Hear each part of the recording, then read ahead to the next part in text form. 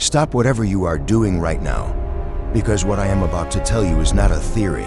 It is not a conspiracy. It is not some internet rumor invented by people with too much free time. This is documented, satellite verified, officially recorded. And it changes everything.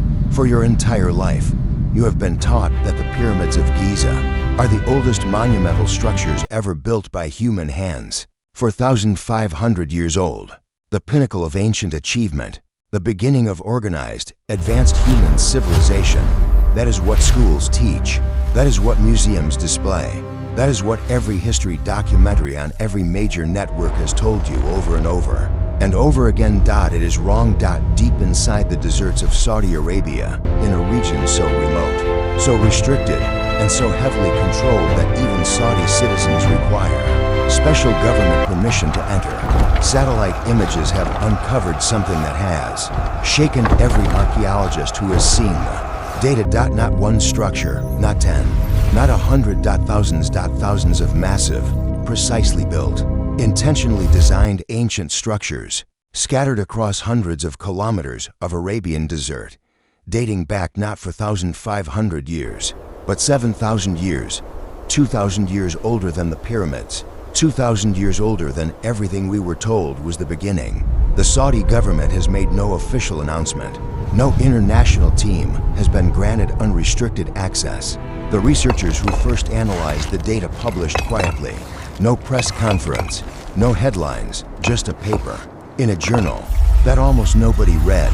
The story begins not with a shovel, but with a screen. In 2017, a team led by archaeologist David Kennedy from the University of Western Australia published a study in the journal Arabian Archaeology and Epigraphy. They had spent years analyzing satellite imagery of the Harrat Khaybar region, a vast volcanic landscape in northwestern Saudi Arabia.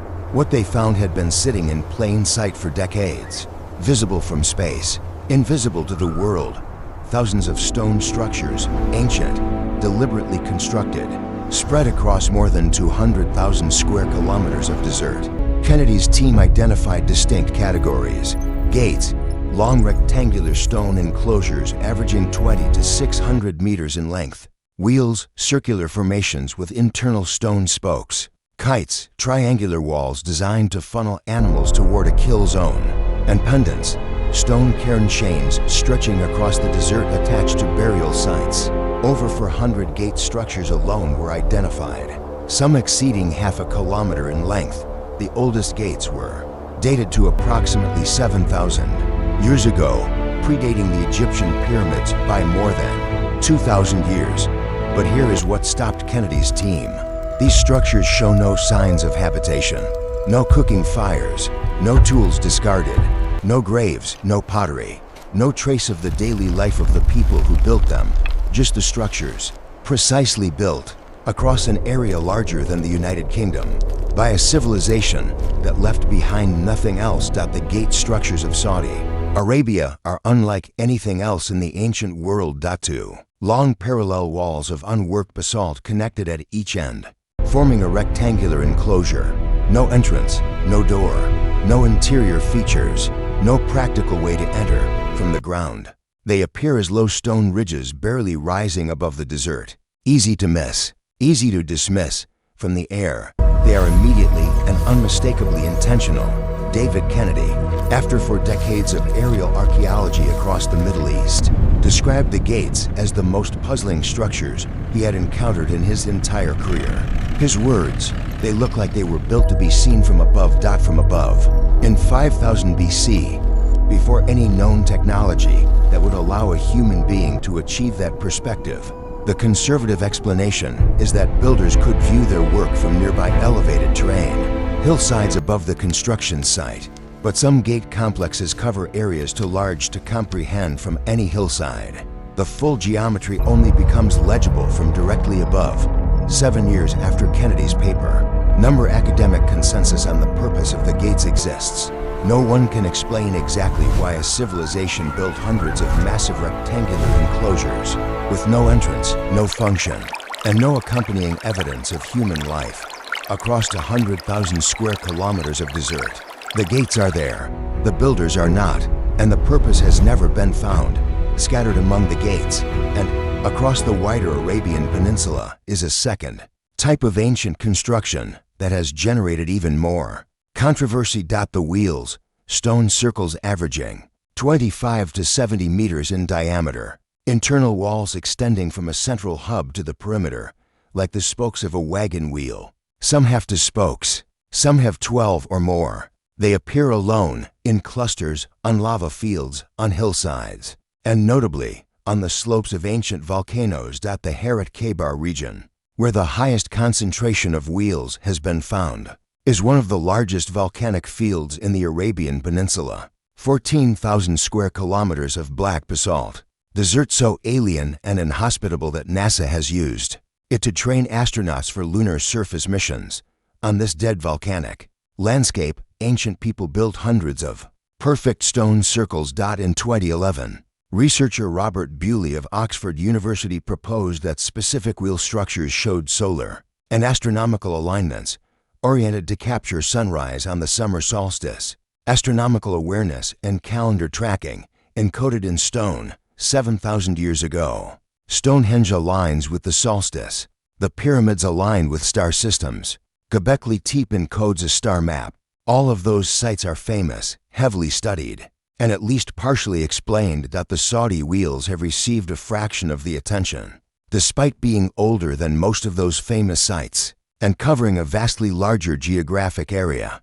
Scientists still don't fully understand the connection between the wheels, the gates, and the broader civilization that built both. A civilization advanced enough for astronomy, organized enough for massive construction projects, and invisible enough to have left almost no trace beyond stone arrangements in the desert. Stop and think about that. A people smart enough to track the stars, and quiet enough that we don't even know their name. In 2018, the Saudi government launched Vision 2030, a modernization program that included expanding archaeological research within Saudi borders. International teams began receiving limited access to previously closed sites. On the surface, this seemed like an opening, but the Harrat Khaybar region, the highest concentration of ancient structures, the oldest gates, the most unexplained formations, remained under strict, restricted access.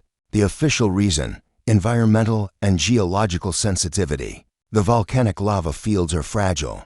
The terrain is dangerous. These are reasonable explanations. They are also the same explanations given for 30 years, across 3 different Saudi administrations, without change.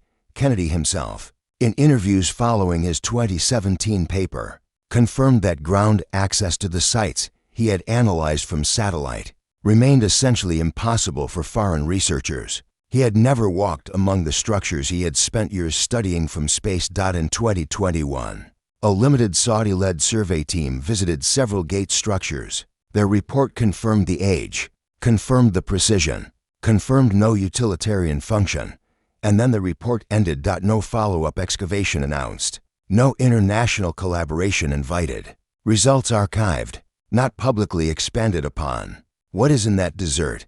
What is under that desert that has kept every controlling government for 30 years from allowing the world a close look?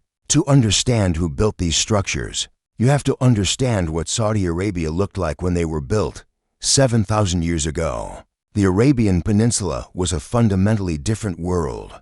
Paleoclimatologists studying ancient lake beds, pollen records, and sediment layers have confirmed that between 11,000 and 5,000 years ago, a period known as the African Humid Period, the entire belt from West Africa through Arabia received dramatically higher rainfall than today. Saudi Arabia had rivers, seasonal lakes, grasslands, savanna ecosystems supporting large animal populations. The same volcanic fields that are now barren lunar desert were surrounded 7,000 years ago by vegetation, water sources, and wildlife worth hunting at scale that the kite structures prove it. Long triangular stone walls designed to funnel animals toward a kill zone, built by hunters managing large game migrations across a rich landscape. Then, approximately 5,500 years ago, the climate shifted. The rains stopped, the lakes dried, the rivers disappeared, the grasslands retreated. Within a few centuries, desert and the people vanished. They did not go extinct. They migrated northward into the Fertile Crescent, westward into the Nile Valley, eastward toward Mesopotamia. And here's what no academic paper says directly, but the dates suggest the civilizations we call. The earliest, the Sumerians in 3500 BC, pre-dynastic Egypt in 4000 BC, the Indus Valley in 3300 BC, all emerged within centuries of the final collapse of Green Arabia. A people with astronomical knowledge, organized labor, and geometric design capability did not disappear. They moved, and when they arrived in their new lands, they built the civilizations we credit as the first. Scientists still don't fully understand the direct link between Arabia's unknown builders and the world's first known civilizations. But the timeline fits, the migration routes fit, the skills required fit. Let us look at what we actually know. In the deserts of Saudi Arabia, restricted, inaccessible, largely unstudied, there are over 400 gate structures, hundreds of wheel formations, thousands of kites, and countless other stone constructions covering more than 200,000 square kilometers. The oldest date to 7,000 years ago, 2,000 years before the Egyptian pyramids, 2,000 years before the first Sumerian city, built by a people who left no writing, no named kings, no mythology that survived into the historical record. They had astronomical knowledge, organized labor, geometric design. They built structures that make visual sense only from the air. Then the climate changed. The desert came, and they walked away, carrying everything they knew into the civilizations we now call the first. Every one of these facts is documented, published, verifiable. Not one requires conspiracy or speculation, and yet none of it is in your history textbook.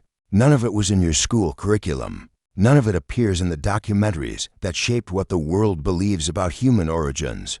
Why? Part of the answer is access. Part of the answer is the slowness of archaeology. But part of the answer is this: the story of human civilization as we teach it has a clean beginning, a start line.